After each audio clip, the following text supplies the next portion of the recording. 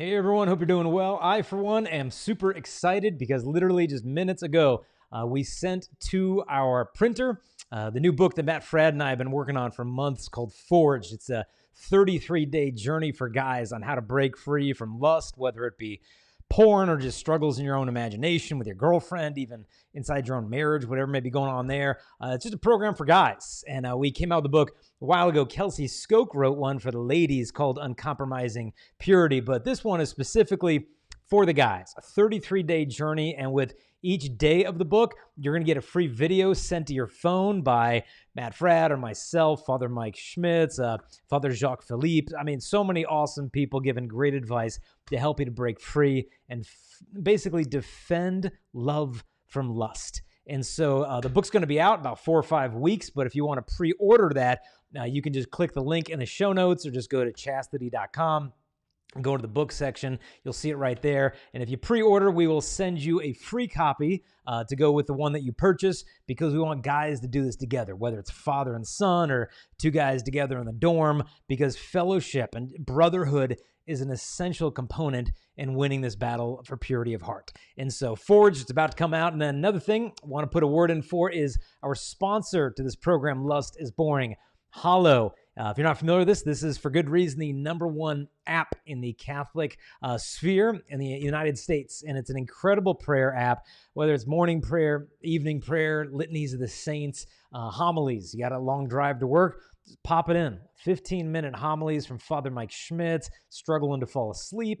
You want to examine your conscience at night, maybe do morning prayer, whatever it is, the app has got this thing covered. And it's an amazing app, and you can try this thing for free for 2 weeks. You just go to hollow.com/lustisboring, or just click the link in the show notes. You get to try this thing out for 2 weeks. And if you're like me, you're going to get hooked and just going to want to keep this thing. And it really sanctifies our screens and can make every moment of the day, whether it's brushing your teeth in the morning, going to bed at night, just a little bit closer to God. So make sure to check out Hollow. Now, for today's podcast, what I thought I would do is rummage through. I found this in one of my folders, a bunch of questions that we got from young people on dating, relationships, sexuality, relationships, you name it.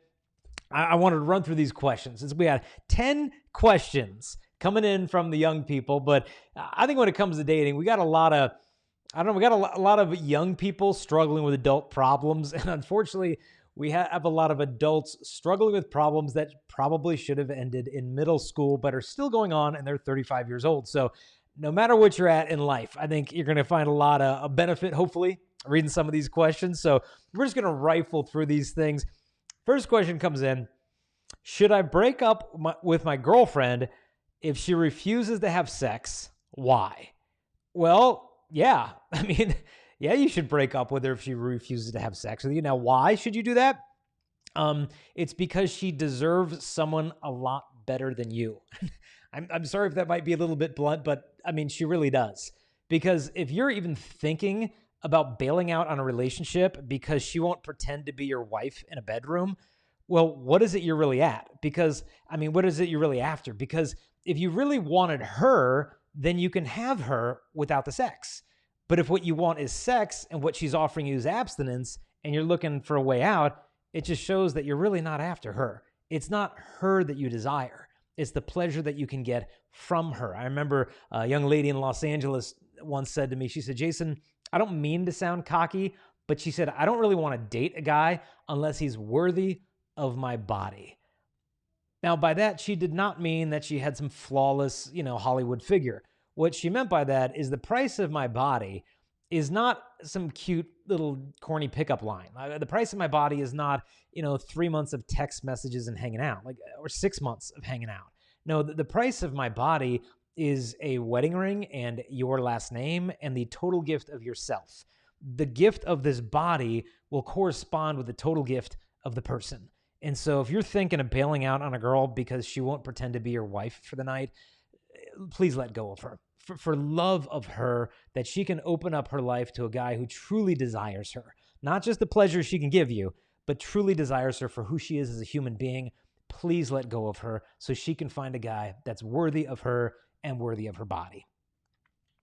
Next question: what if your dad doesn't like the guy that you're dating? Okay, well, I'll tell you one story I know about this. True story. Apparently, I think they're high school seniors dating, and they had a really good relationship, right? They were doing Bible study together or whatever. They were a good couple, solid, pure. Now, they're hanging out at the girl's house, and apparently the girl's dad comes in the room, and he says to the guy, hey, would you mind hopping in the car with me to run some errands? I got some, I don't know, questions I'd like to ask you. And the guy's like, okay, whatever. And they get up and they start driving. And, they're driving and the dad's like, what is this I hear about you having such strong feelings for my daughter? And the guy's like, oh, dude, your daughter, like, she's the most amazing girl that God ever made. And I could totally see myself marrying her one day and raising a family together. And the dad said, you know what? I'm with you. Like, I agree. Like, she is probably the most amazing girl that God ever made. But I don't know. I just really rather right now at her time in life in high school just be focusing on getting ready for college, academics, friends, sports, and all that. Not so much being in some super intense, romantic relationship. And the guy, I think, saw the wisdom of where the dad was coming from on this. And then got back to the house. And the girl's like, dude, what did my dad talk to you about? And he told her, and he said, so, I mean, what do we do? Kind of we're at a fork in the road here. I mean, do we keep dating behind your dad's back? Or do we just honor his request and just like stop seeing each other? And they decided to continue dating behind the dad's back. And after a while, it was, I guess, really gnawing at this guy's conscience. And he said to the girl, like, I can't do this anymore. Like, I respect you. I respect your dad. And if he ever found that we were like lying to his face, that would ruin us. That would ruin your relationship with him. And like, I just can't do this. But before they could tell the dad the truth, he caught them in a lie. And the whole thing was ruined, and it was a mess, and they were crying, and he said to the dad, like, sir, like, my feelings for your daughter are so strong. I can't like just be friends with her. I either have to be her boyfriend, or I don't know how to be in a friendship with her. And the dad said, if you're not able to be just friends with her, then maybe it's a sign you're not ready for that relationship with her. And, they said goodbye, and before they did, she gave back to him, I guess, this like shoebox full of all the love letters that they had written back and forth to each other. All these letters that he had written to her. They didn't just like text each other. It was handwritten love notes, like old school stuff. And so he took the letters and he went off and said goodbye. But that night he came back to her house. And in the middle of the night, when no one was awake, he dug in her front lawn a hole. And he buried in that hole this shoebox full of love letters. And then he covered it up with like dirt and leaves. And then he just prayed to God. And he looked at that house all quiet in the night and said, God, like, you know my heart. And you know how much I love that girl up there. And God, if there is any man on this earth who could actually love her better than I can love her, I want that man for her. But Lord, if I'm that man, then just please change her father's heart. And he went away. And he went off to college. And a year went by. They didn't talk to each other. 2 years went by. And they didn't talk to each other. And he honored the father's request. And I guess like 2 years into this thing, his phone rings in the dorm and he picks it up and it's the girl's dad. And the girl's dad's like, hi, son, do you remember me? And the guy's like, yeah, I remember you. And the dad said, look, I will never forget the mark that you left on this family, that you let go of my daughter when she, I know, meant the world to you because you knew that I only wanted what was best for her. And you stuck by your word. And no matter how much that hurt you, he said, man, that took a lot of grit, took a lot of courage and character, and I honor that. And, if you'd ever want to court my daughter, toward marriage, I know she'd be more than interesting and willing. And so he called the girl up, and they started talking again, started dating each other. They dated, I think, for like a year and a half. And then on Christmas morning, he had something to give her in a little box. And the whole family's all excited. And he gives her the box, and she opens it up, and it says, red maple tree. And it's a little piece of paper. And she's like, what? He's like, yeah, a tree. And she's like, a tree? And he's like, yeah, I thought you'd like a tree. And she's like, oh, whatever. And the dad's like, why don't you guys go out front and plant the tree? And the girl's like, Dad, it's Maryland on Christmas morning. It's like 30 degrees outside. I don't want to go plant a tree. And the guy's like, no, I really think we should plant the tree. And she's like, I don't want to plant a tree. She said, I think we should plant the tree. Like, okay, plant the tree with a control freak. So they go outside and he pulls out a shovel and he says, I think this would be a pretty good place to plant our tree. And he starts digging at the place where he had buried the box years earlier. And he uncovered the dusty lid, lifted it up, and then he handed her his final love letter that he had written to her long ago that night, which is a letter she had never seen before, which was his marriage proposal to her. And on bended knee, he asked her to be his bride And today these two are married, raising a family together. This is proof that God honors those who honor him. He's the author of love. He's the author of romance. And if we think we can manufacture authentic love, isolating him from our relationships, we're only mistaking ourselves, because it's sin that promises union, but then brings division.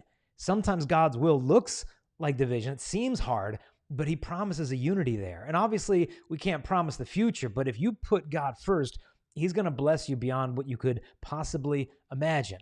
And I think the reason why this love story is so beautiful is because of the presence of the cross in it, the presence of that sacrifice. Because love is not merely a feeling. They say it's an act of the will that consists of preferring the good of the other to the good of oneself. That's what love is. It's goodwill. And so if your mom, your dad aren't real fond of the person that you're dating, most of the time, now not always. I mean, I've had people tell me, oh, well, my boyfriend's black and I'm white. My dad doesn't like the situation. It's like, okay, look, I mean, read the Old Testament. There are plenty of interracial marriages abundantly blessed by God. And so sometimes the parents have maybe superficial, reasons behind it. But a lot of times they have substantial reasons. Sometimes they can see real red flags that we miss because we're just too close to the situation. And so have the humility to listen to your family, to your friends, to people whose opinions you love and respect. Take that all in, but in the end, you must choose. But I promise you put God first in that relationship and obeying him and honoring your mother and father. Because honoring, the Hebrew word for honor, kovodah, in the Old Testament does not mean simply to obey. Kovodah means to bestow honor and glory upon. And so if you're a teenager living at home with your parents, bestow honor and glory upon them by listening to their decisions that they make in your relationships. And, if you're an adult, obviously you got to make your own call. You got to make your own choices, but have the wisdom and the humility to draw upon the wisdom of those that God has given to you. So that's what I would say if mom or dad ain't real fond of the boyfriend-girlfriend situation. Next question.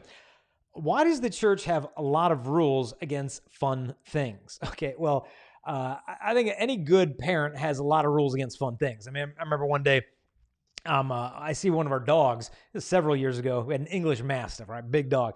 Run for his life out of the living room through the kitchen. I'm like, dude, what is he freaked out about?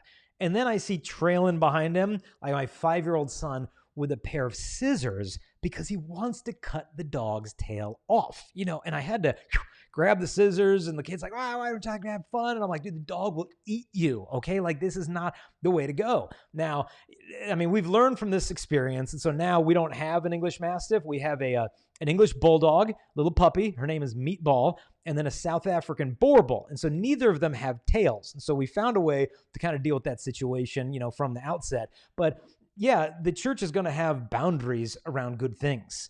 It's like when you drive on a freeway. Once I took the coast down the PCH1 along the Pacific Coast Highway, Big Sur, these unbelievable cliffs above the ocean. And there's guardrails there. And the guardrails there, not because the view is something bad, but because your life is something good. And so good things need boundaries so that they can be fully enjoyed. And so the boundary of sexual intimacy, for example, is marriage. It's like the boundary of the goldfish bowl is that glass. Yeah, you could get rid of the glass, but then you're going to get rid of the goldfish in the process. And so God's plan for human love is that the total gift of the body, as I said earlier, it corresponds with the total gift of the person. And that's what marriage is. You give your body when you're ready to give yourself. So next question. What's wrong with pornography is if nobody is getting hurt? I had heard once that apparently, I don't know if this is true or not, some legend that the Inuit Indians, if the Native Americans, way up north, if there was a wolf that came onto their territory, they have to kill it because it could threaten their livestock and their children. And so what they would do is the man would go outside and he would take a goat, apparently, and, slaughter the goat. And I don't know if they use the meat and the fur for whatever, but he would take the blood of the goat and he'd pour it all over the blade of the knife. And then he'd go out right before, nighttime, and he'd bury, the handle of that knife under the ground, real tight. And then so nothing was protruding up from the snow except for this blade covered with blood. And then as the night would fall and the temperatures would drop, the blood would freeze to the blade of the knife. Now, wolves apparently can smell blood from miles away, and they would smell it. And in the night, the guy didn't have to come out and hunt the wolf. The wolf would find this blade, and he'd smell the blood on it. And he'd, cautiously begin licking, and then he'd taste the blood, and he'd get excited.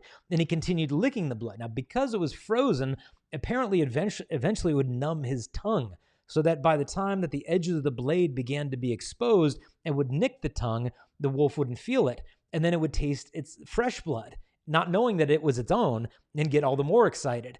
And it would continue to lick ravenously onto this blade until all of the frozen blood was off, replaced by its own, and within a short amount of time, the wolf itself was dead. Now, I know that's a bit of a morbid analogy, but this is essentially what porn is. There's this delight, in a sense, at first, that seems harmless, but by the time the damage is done, it's been too late. It's like C.S. Lewis said, the whole devil's formula behind this thing is an ever greater craving with an ever diminishing reward.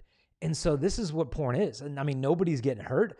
I mean, you think that until the day comes in your life where it's time to actually love a woman, and all you know how to do is take your own pleasure.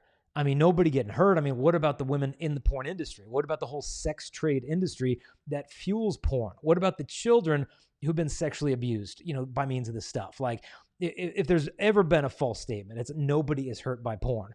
Talk about the kids who've been in marriages that have been ruptured because of a father or mother's porn addiction that they wouldn't want to get rid of. Because porn is cheating if you're in a relationship, right? It's infidelity. Because when you get married, you don't promise, okay, I'll be faithful to you with my body, but my heart, my imagination, my eyes, all that can go to anybody else. It's like, no, it's fidelity of the entire person is what real love demands. And so get rid of the porn stuff. You don't need this in your life.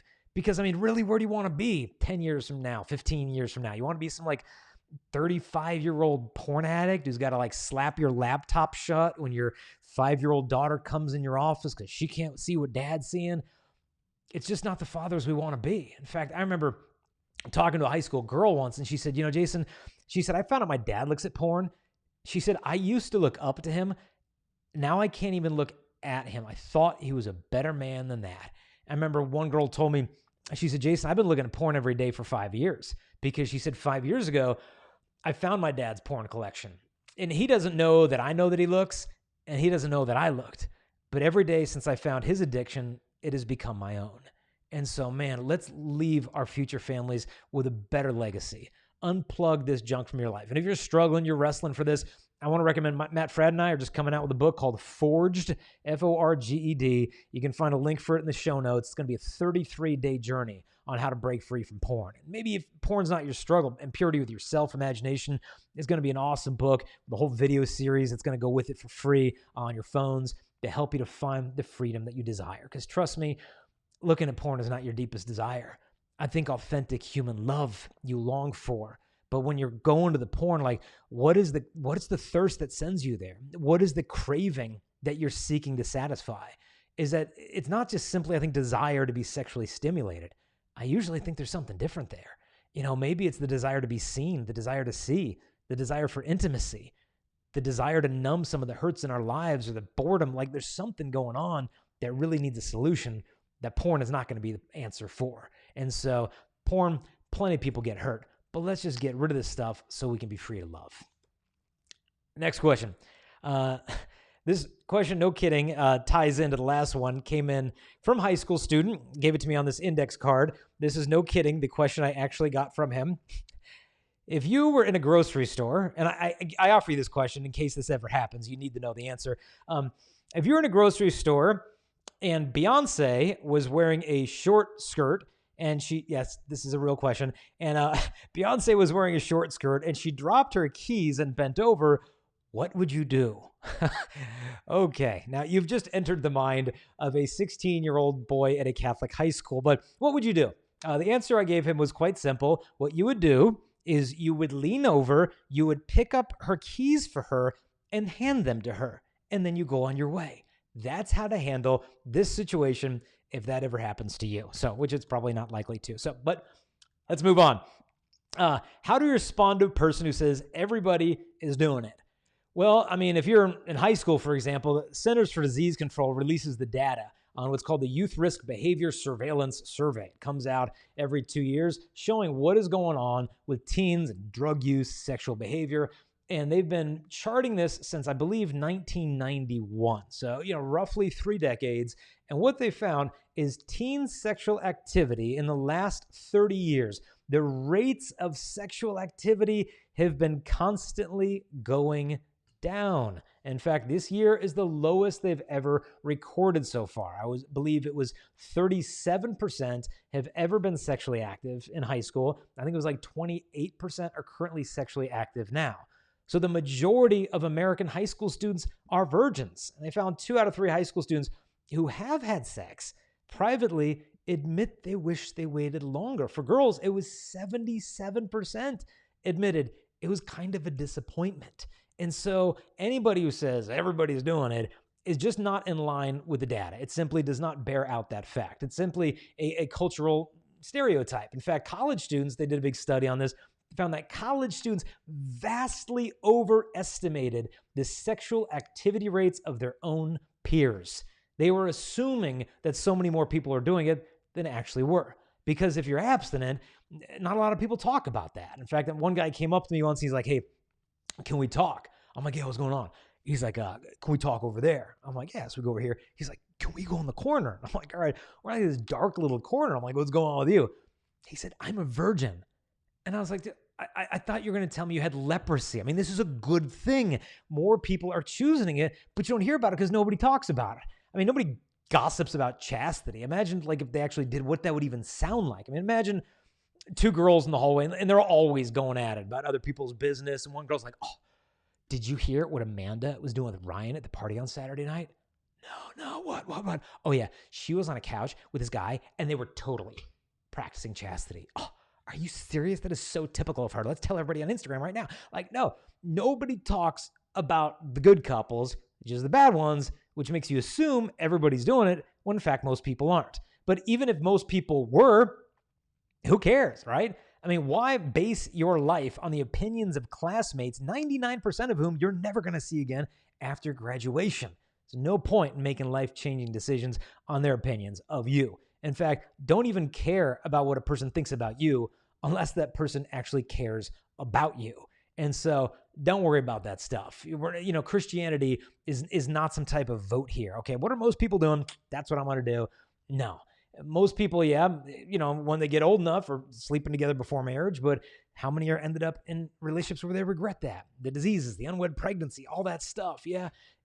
Everybody's going to make their own choice, but at the end of the day, what you're called to do is love, not to win a popularity contest. And so abstinence right now is a single person, even if you're not dating, that is an expression of love to your future, let's say you're a guy, future bride, that you love her so much and you haven't even met that girl, that you want to be faithful to her all the days of your life. Because if you want to get married, you want to stand on an altar, you want to look at your bride in her eyes and say, I will love you and I will honor you all the days of my life, then heck, why not just start now?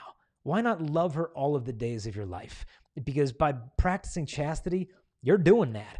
Because I know she'd feel honored to know if there's some guy out there that knows that she doesn't need for him to have in his memory more sexual images of other girls that she might feel like she has to live up to. She doesn't need that stuff. She doesn't need to compete with these ghosts of your past. And so maybe even if you've made mistakes in the past, it is never too late to start over. So don't worry about what other people think, because on your wedding day, most of them aren't going to be there. And the ones that are going to be there would probably encourage you to live this lifestyle. Anyone who mocks you now on your wedding day would probably pay $1 million to be on your shoes on that day because you waited and you won. And on your wedding day, I mean, trust me, you, your spouse, I mean, there's no girl on her wedding day that's going to be like, oh man, I really wished I had more meaningless hookups with guys who didn't really care about me. Sorry, that's not something that's going through your brain on the altar. No, you don't regret what you hold on to, but sometimes we regret what we give away. But again, even if you made mistakes, you're not damaged goods. Every morning, yeah, maybe the past was messy, but your future is spotless. Next question. This one comes in. Is it okay not to have a boyfriend or girlfriend in high school? Honestly, the happiest high school students I've met in America were the couples who told me, I don't even see a point of dating in high school. Or the young people who said, I don't see a point in doing that. Because seriously, even if I do meet some great guy, okay, he's going to go off to, UCLA next year. And then I'm going to go off to University of Alabama. We're going to have somewhat like long distance, 5-year relationship while he's meeting 20,000 college girls on the West Coast. Like, what's the point? Well, there really isn't one, honestly. And I'm not saying it's a sin if you date in high school, but man, there's so much wisdom in delaying the onset of dating because like you're in a pressure cooker from grade school to start dating, right? I mean, you don't have a boyfriend, like you don't have a girlfriend, like you've never kissed anyone before. What's wrong with you? It's 3rd grade. What are you waiting for? And you know I'm not exaggerating. I mean, it's that bad. I mean, 7th grader came up to me in Michigan. Jason, I got a relationship problem. Can you help? I said, what's going on? He's like, look, I dated a girl for 3 years, pretty serious. Then I took a year off, and now I like another girl she's friends with, and I don't know what to do. I'm like, wait a minute, this guy's 12. And he just took a year off a 3-year relationship, meaning the guy was 8 years old in a relationship. I'm like, dude, what are you doing on dates together? Watching like Blue's Clues? Like, what do you fight about? Like, I want Dora, I want Diego. It's like, you have time. And so take your time. Find yourself first, and then let love find you. And, you know, it's easy for me to say this because, I mean, I did that. I dated early. I remember the first girl I dated, it was like in 7th grade. I dated this girl for 6 months. Eventually, she actually ended up breaking up with me because I forgot that I was dating her. I was like, high maintenance, you know, but you're under this pressure. Like, you need a boy. No, you don't. There's a lot of wisdom and just taking your time, building the foundation of friendship. Because really, what's going to make your future relationship last is friendship, relating to the opposite sex, understanding them, being a pure friend to that person. Now's the time to learn that stuff, right? Because you're just transitioning out of years of grade school where it's like the boys were the boys and the girls were the girls. And now this transition's happening and you're just discovering not only yourself, but the opposite sex for the first time. It ain't the time to just jump into all the romance. Focus on the friendship. You got a lot of time. And this isn't about like just passively delaying romance. This is about actively building a foundation of lasting love, which is masculine, feminine friendship, which for the most part, our entire culture has no idea how to manage. Can guys and girls even be friends? Yeah, they actually can. But if we don't pick up those skills early on, it's kind of hard to start practicing in young adulthood. So yeah, take your time. You know, as one girl said it best to me, she said, Jason, you don't go to high school to find your husband. She said, you go to high school to find your bridesmaids. I said, girl, you get the point. Take your time. Next question. What about masturbation? Well, I think when it comes to masturbation, the problem with this is that it takes the whole purpose and meaning of sexual intimacy, which should be about we, and it makes it about me. And it essentially trains me that, no, I got sexual desires that when those desires arise, they need to be satisfied. I need an outlet. But the fact is, like, if a man or woman never truly overcomes this habit, like if a guy never overcomes the habit of masturbation, I'm sorry, when he gets married, he will not make love to his wife. He will use his wife as an outlet for what he thinks of as his sexual needs, and the woman's heart will know the difference, that he's simply using his body as this outlet of his lust. Whereas if he obtains self-mastery and self-control, then and only then is he free to make a gift of himself in love. And so if you struggle with this, man, you're not alone. Whether you're a guy or girl, this isn't just like some guy problem. Set reachable goals for yourself. The goals that you know you can win. Like, okay, I'm not going to do it for a day. I'm not going to do it for a week. I'm not going to do it for like an hour. Like whatever you can do, just pick that reachable goal and get there. And then you'll be like, okay, look, I made it. It's like, it's been 2 days, it's been 3 days. Okay, I'm going to bump it up to 4. I'm going to bump it up to 5. Like, hey, maybe you stumble, maybe you fall. Just get up one more time. Keep wrestling. And in time, you'll find that it gets easier. Because, you know, if you're trying to separate two magnets and they're super close, that's the hardest time to pull them apart.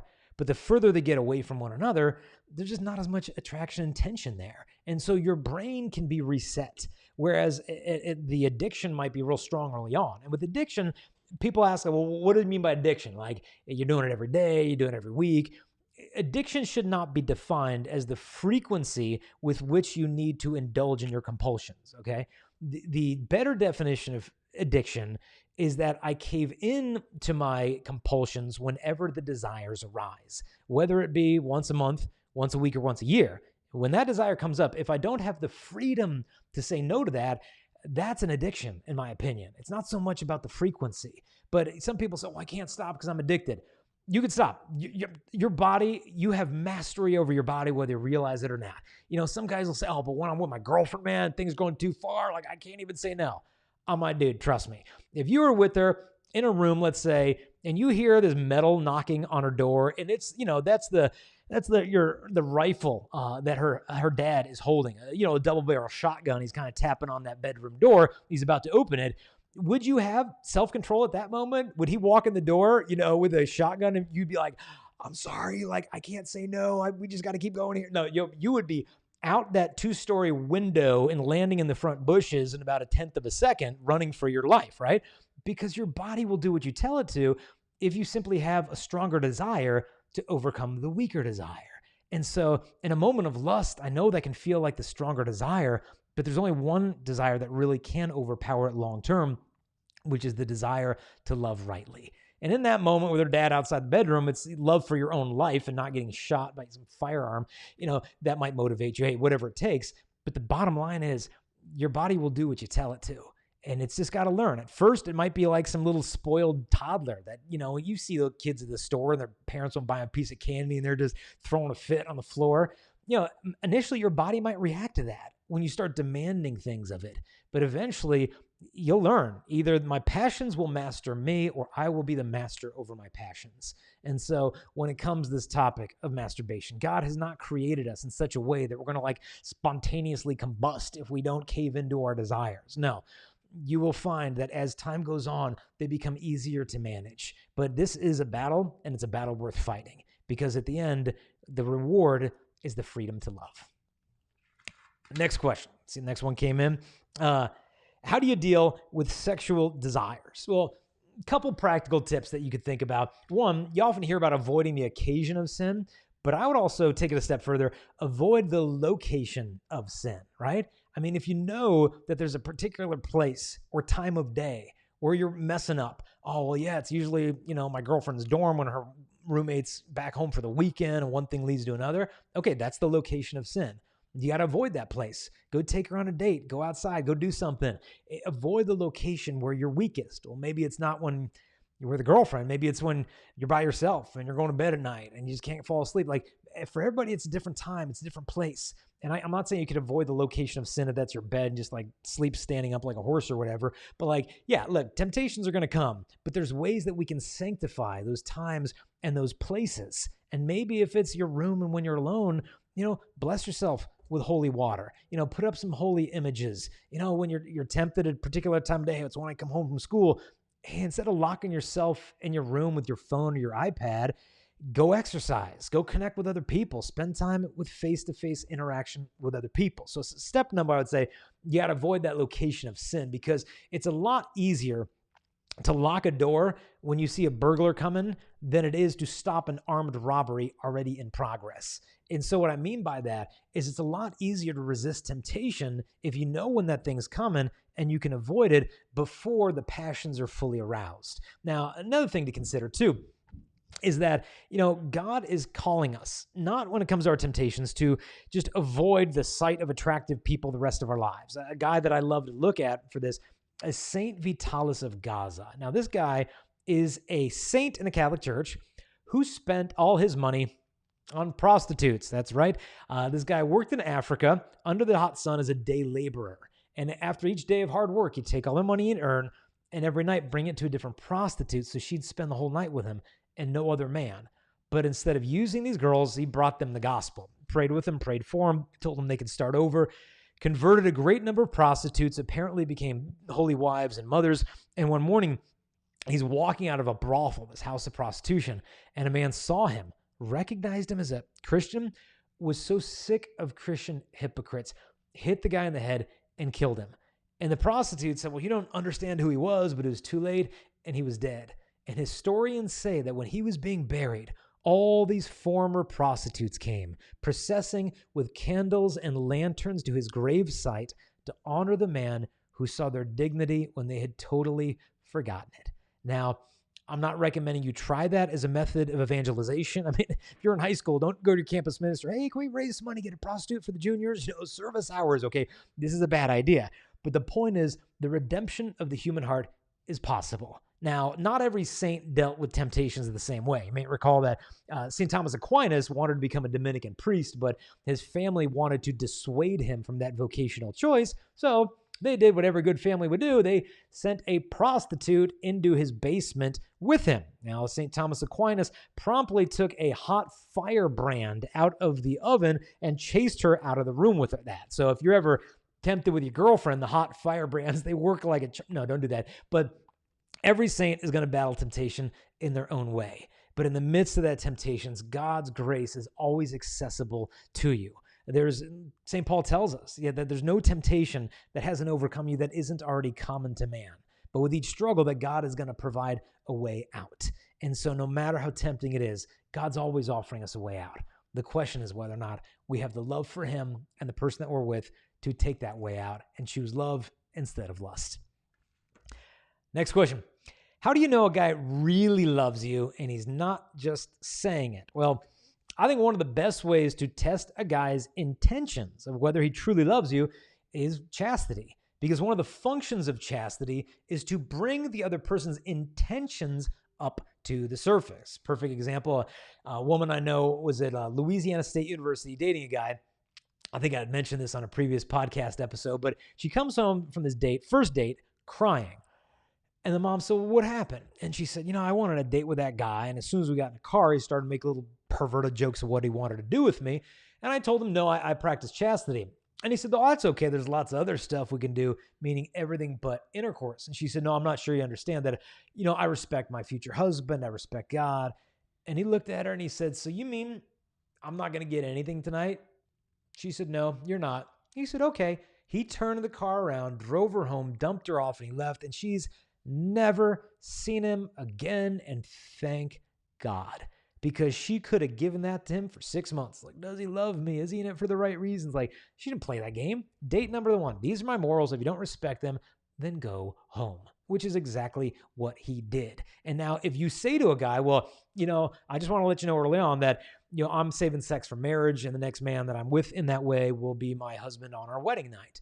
If you say that, you will get one of three reactions, okay?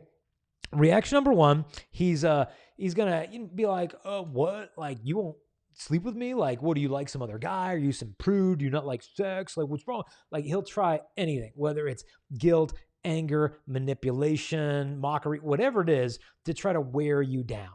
If that's his reaction, obviously this is Mr. Wrong. Second reaction, which I think is often the most common one, is he acts like okay with it. It might be a little out of left field, but he's like, okay, well, if that's what you want to do, like, I respect that. And she thinks, okay, but the problem is, what does he mean by that? Like, does he share your morality, or is he just kind of like putting up with and tolerating your morality? Because look, you can actually train a dog to balance a treat on his nose, right? But as soon as you give him the signal, boom, that thing's in the dog's mouth. A lot of guys will be like, well, if that's what you want to do, I respect it. But here's the problem. Then the girl has to be the chastity cop, right? That basically whenever he's tempted, she's got to like, okay, you're going too far. But then what happens when she's tempted? He's going to go as far as she's willing to go. He will take everything that she's willing to give. You want a guy who's not just willing to wait for you. He's actually willing to wait with you so that when you're tempted, he can be strong. Just that when he's tempted, you could be strong. You want a guy who's not just going to like respect your decision. You want a guy who shares your decision as well, who's already walking the walk and living it out. And so ultimately, talk is cheap. But I think if you really want to know if a guy loves you, does he bring out the best in you? I remember one mom saying to me once, how can I tell my daughter if it's real love in one sentence? I'm like, okay, here you go. One sentence. The closer she gets to him, the more she becomes herself. It's real love. Really pay attention to your feelings when you're around this person. Like, not just the Twitter-pated infatuation, oh, he's cute and all that stuff. Like, no. Like, does he make you a better person? Does he lead you closer to God? When the dates are over, do you feel cherished and guarded? Or do you feel kind of, used or worn down or regretful? Really listen to your heart. A woman has been gifted by God with like just this feminine intuition, as John Paul II would call it, the feminine genius. You got to learn to listen to that. The world tells you to shut it up. Like, oh, no. Listen to that. And if there's restlessness there, and there's a lack of peace there, because I think the fingerprint of God on a relationship is purity and peace. And if the relationship does not have peace, does not have purity, I don't think his hand is behind this thing. And so have the courage to let go. And I know letting go can be super hard, but I'm telling you, the only thing harder than letting go of the wrong relationship is holding on to it for way too long, because then you clog up your love life with the love that, blocking out the love that you truly deserve. And so if you feel like you're stuck in that kind of situation, man, don't try to let go alone. Find a breakup buddy, someone that you can turn to, whether family member or close friend, that can help reassure you when you start to doubt yourself. And if you wanted, you could even take a log of this relationship. And when things are going great and bad, write all this stuff down, because a lot of times we can kind of airbrush our memory. Oh no, I know that happened, but all these good things happen too. But then when you kind of, you put it down in your handwriting, it's kind of hard to argue with your own handwriting. It's like, yeah, we got a pattern here, a pattern of instability, a pattern of jealousy, a pattern of bickering or disrespect or whatever it may be. And so if a guy truly loves you, I think you're going to be at peace. You're going to be brought closer to God. And in the end, you're going to be more fully who God created you to be. And to help you to know if this is the real guy, we actually created a free ebook for women called 10 Guys That You Are Better Off Without. And if you want to get the ebook, it's really easy. Just go to our website, chastity.com/10, then guys. So chastity.com/10 guys. You can download the book for free right there. It's also going to have a link in the show notes where you can get the ebook there as well. But that one is going to be the list of the top 10 guys to avoid. And a lot of times, if you can just weed out the guys who aren't worthy of you, you're a lot more likely to find the guys who are worthy of you. Last question we got today. Next question. If a guy cheats on you and then says he's really sorry, would you still date him? Okay, look, here's the deal. If a person cheats on you, all right, I think you should break up with them for at least 5 years. And people are like, whoa, hey, 5 years? Come on, man. Everybody makes mistakes. What about forgiveness? Okay. Yes, forgive. Forgive immediately. Have a very generous, merciful heart. Forgive. But forgiveness is different than trust, okay? You can completely forgive a person and not trust them at all. And that doesn't mean that you're not a forgiving person. It just means that you possess wisdom. Because just because a guy might regret that he cheated on you, that does not mean that he developed the virtue of fidelity. Because cheating is never an isolated event, right? It is always a chain reaction of 100 poor decisions. You think about David in the Old Testament. You remember David, prayed that psalm, oh God, create in me a clean heart. I'm guilty of blood guiltiness. And it's like, dude, what did you do? Crying out for God. If you know the story of David, he killed a man. His own troop, his own soldier, Uriah. Why would he murder one of his own troops? Well, rewind the whole story. It says in the spring was the time of the year that kings would go out with their armies to battle. David stayed behind. And as he was, after an afternoon nap, was strolling on his rooftop, and he saw Bathsheba bathing outside. It was a beautiful woman. And so he, called some of his people, like who is that? He started inquired about her. And they're like, oh, that's Bathsheba, the wife of Uriah, one of your soldiers. And he said, okay, well, why don't you go send for her? And so he sends for Bathsheba. He sleeps with her. He impregnates her. And then to kind of cover up his shame, he ends up murdering her husband, Uriah. Now, rewind this whole thing. Spring was the time that this guy was supposed to be at war with his troops, but he wasn't there. He was taking a nap, in the palace, and then going for an afternoon stroll, then lusting after a woman. And he doesn't leave it there. He inquires about her. Oh, well, who's that? And this. Then not only does he not leave it there, he then goes after her. Oh, can you go send her to me? And so you'll see that act of adultery was not just an instantaneous thing. It was a chain reaction. And why I'm going into all this stuff is because a lot of guys will say, oh, I know I cheated on you, but it just kind of happened. And I've even had girls tell me, well, should I break up with him? Because he told me it was an accident. How does that accidentally happen? Was he rollerblading or something? And they just collide? How, metaphysically, how would that actually happen? Is an accident? It's not an accident. It's simply the caboose after a long chain reaction that's driven by a heart of infidelity. It's not an isolated event. And I've heard all the excuses in the world from girls. One girl told me, Jason, but he told me that when he was kissing the other girl, he was thinking about me. Oh, no. Like, dude, why can't he think about you while being faithful to you? How come he's got to make out with another girl to think about you? And so, man, don't make any more excuses, right? And I know it's hard because you think back to the old times and it sometimes can become a competition thing. Well, I'm going to show that other girl, right? I'm going to show him who, and then it gets into all the ego and all that stuff, but you only wound yourself more in the process. In fact, my wife knows a guy in high school, apparently, who is a wrestler in high school. And he'd go off to wrestling tournaments out of state where he'd sleep with a girl out there while he's dating another girl back home and sleep with her. So apparently for spring break, God the Father thought he'd have a little bit of fun. So girl number one goes down to Cancun, Mexico. She's sitting in a bar stool. She leans over to the girl next to her and she's like, "Oh, how you doing?" She's like, "I'm having a good spring break." "Oh, me too, but I miss my boyfriend." "Oh, me too." "Yeah, my boyfriend's a wrestler." "My boyfriend's a wrestler too." "Yeah, my boyfriend's name is John." "That's my boyfriend's name. We have so much in common." Girl pulls out her cell phone. "Look, here's a picture of my boyfriend." "That's my boyfriend." No kidding. It's the same dude. So first girl gets on the phone like, "John, do you love me?" He's like, "Oh, you know I love you." Girl's on the other line. "Well, then, John, do you love me?" Ah! Boom. Hung up the phone. Didn't pick it up for like 2 to 3 weeks. One of the girls is smart enough. She said, "Look, I ain't got time to train a dog," and she left.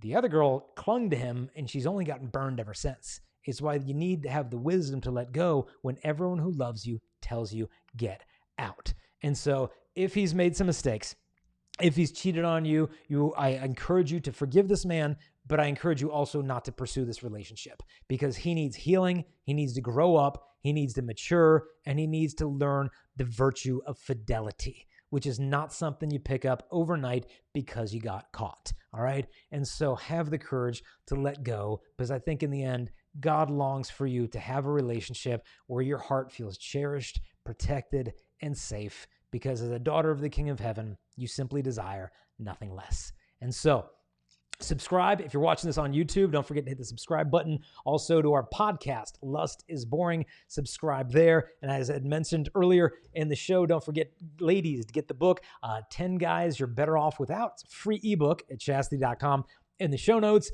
And then fellas, do not forget to get the new book Forged that Matt Fradd and I are coming out with. Now, if you pre-order now, we will send you a second copy for free. So you can do that, whether father, son, a buddy at the dorm, to do this journey together. All the links to all the stuff is in the show notes, as well as where you can try out the Hollow app for 14 days for free. You're going to love it. God bless you. Be assured of my prayers.